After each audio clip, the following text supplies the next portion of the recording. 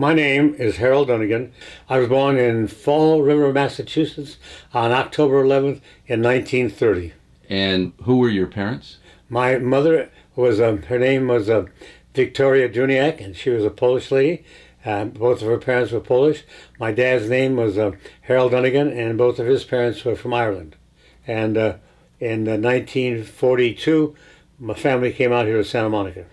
Now, you would have been 12. Right, 11 or 12. So tell me about it. Why did your family move here? Well, we lived in Danbury, Connecticut, and my dad worked as a cook for one of the hotels.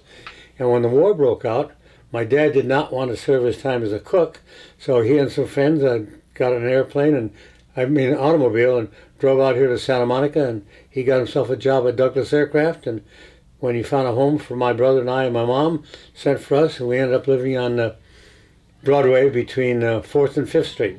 My dad was a riveter, and when my mom came out, she got a job there, and they worked different shifts, so there was always an adult at home for my brother and myself.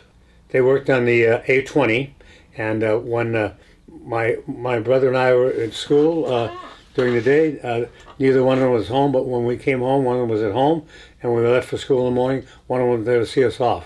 Wow. Yeah. And they went, sometimes it was your mom, and sometimes it was your dad who... Yes.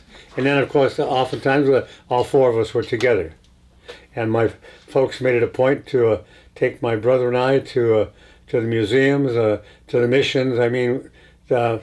For folks who had no more than a 6th grade education, their ability to focus on the bigger size of what the humanity is supposed to offer and expose my brother and I to it.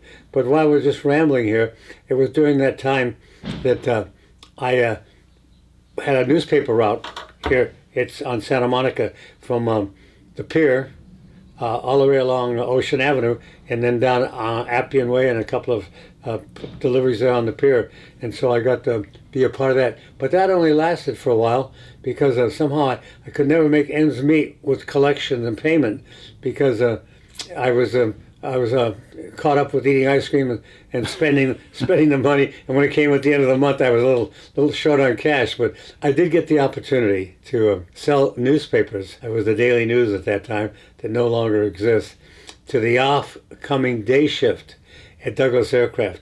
And I got to hawk every battle throughout the entire war, every day, and meet the folks who were doing their best for the country and reading the news of how progress was being made. So your paper route was the Daily News? No, it was the Santa Monica Outlook. Oh, so, okay. 3 cents a copy. At the end of each month, I had to collect 75 cents, or no, about 90 cents from the folks, and oftentimes they didn't even have the money, or I had to go by maybe 2 or 3 times to collect the money.